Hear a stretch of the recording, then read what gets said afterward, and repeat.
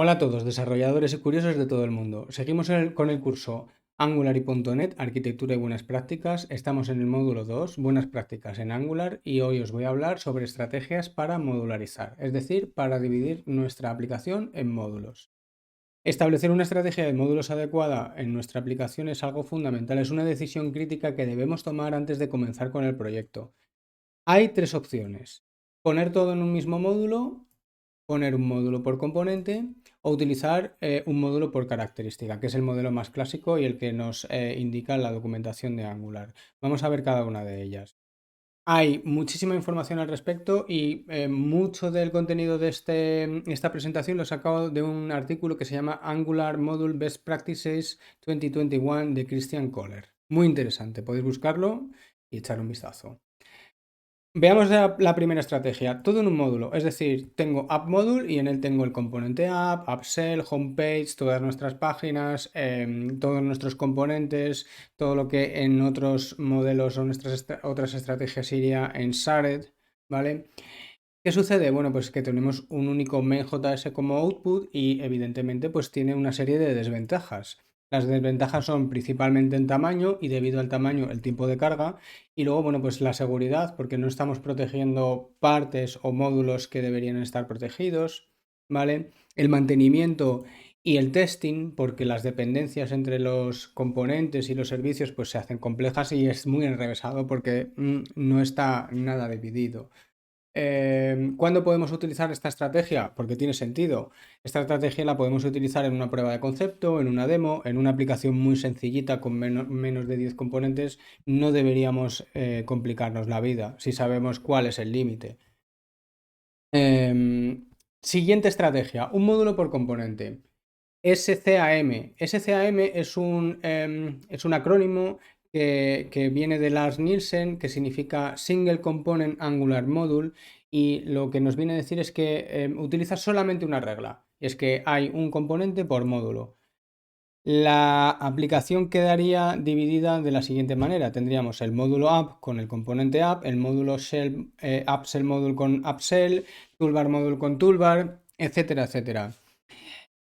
Puede parecer enrevesado, pero en realidad tiene ventajas. Tiene las ventajas de que, bueno, el output es más pequeño, ¿vale? Más pequeño que el anterior. Tienes lo principal, es decir, app y core saldrían. Tendrías los módulos que se cargarían de forma lazy con todos esos componentes que serían todas nuestras páginas y etcétera.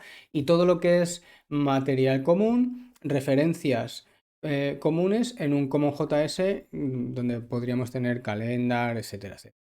¿Vale? Las ventajas de todo esto. La gestión de dependencias. La de gestión de dependencias es muy clara, porque en el momento en el que eliminas un componente, todos los componentes que dependían de este los estás eliminando.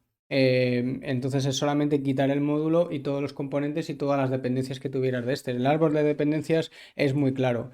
Los tamaños de los bundles, de los paquetes que entregamos al cliente, están optimizados, ¿vale? Esto hace que el tiempo de carga sea menor. Y bueno, el patrón es muy claro, no tienes que pelearte con el resto de desarrolladores, tienes un componente por módulo y ya está. Vale, desventajas. Bueno, pues es que hay demasiado boilerplate, demasiado código repetitivo, porque en cada módulo tienes que importar explícitamente todas sus dependencias. Y esto, bueno, pues puede ser un poco rollo. Siguiente estrategia, un módulo por característica, module per feature.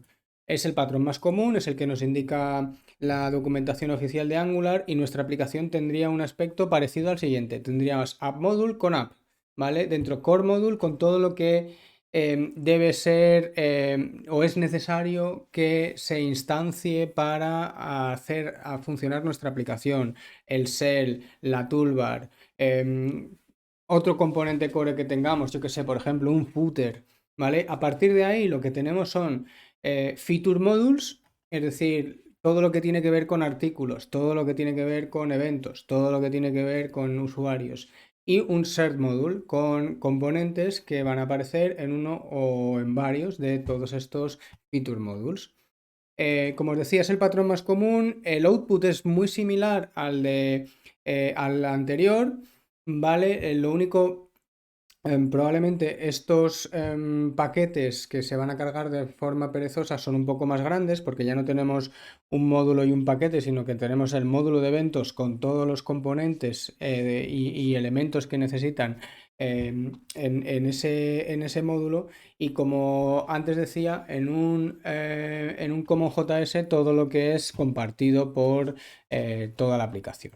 Los beneficios, bueno, pues el tamaño de los paquetes es óptimo, es subdivisible, es decir, aquí en estos paquetes lazy o modulares, en estos feature modules, podemos tener jerarquía y podemos ir cargando poco a poco y aplicar el lazy loading de forma jerárquica.